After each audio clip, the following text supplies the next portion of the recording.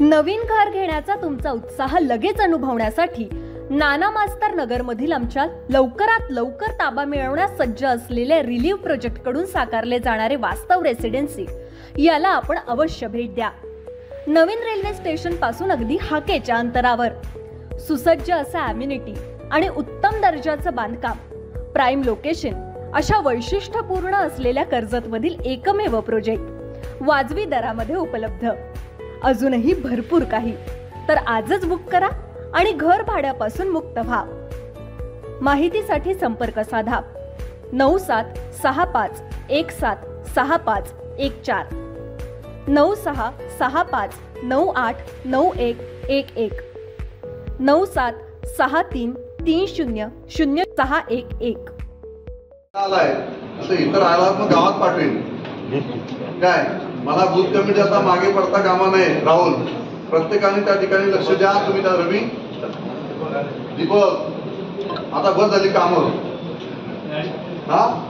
आता आपण सगळे तुम्ही मला माहिती आहे सगळं की ज्या दिवशी आपण संघर्षाला उतरतो त्या दिवशी नक्कीच विजय खेचून आणता। हा आतापर्यंत इतिहास आहे कर्जतचा आणि मी पाहिलेलं आहे 2014 पासून ज्या पद्धतीने प्रत्येक कार्यकर्ता माझ्याबरोबर घडलेला आहे। 19ला तुम्ही ते दाखवून दिलं की आपण मोठ्या संख्येने आपण त्या ठिकाणी विजयी झालो। पण आता आपल्याबरोबर अलायन्स आपली मोठी आहे। आपल्याबरोबर अजितदादा गट आहे, आपल्याबरोबर बीजेपी आहे, आपल्याबरोबर आरपी आहे, आपल्यावर येणारी भविष्यातली मनसे आहे। कोणी किती वल्गना करू द्या, अपक्ष राहायचे काय राहायचे आपण बघू द्या।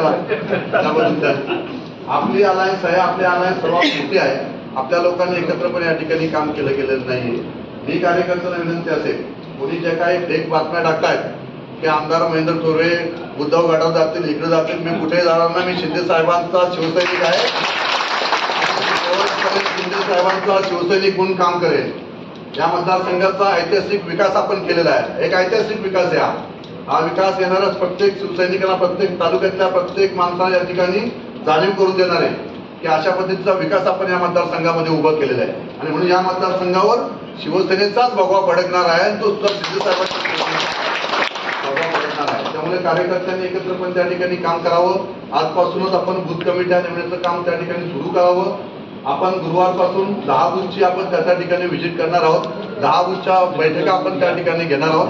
तुम्ही साऱ्यांनी एकत्रपणे त्या ठिकाणी काम करा अशी सगळ्यांना विनंती करतो।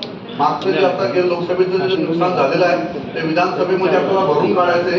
यासाठी कार्यकर्ते त्या ठिकाणी कामाला लागा।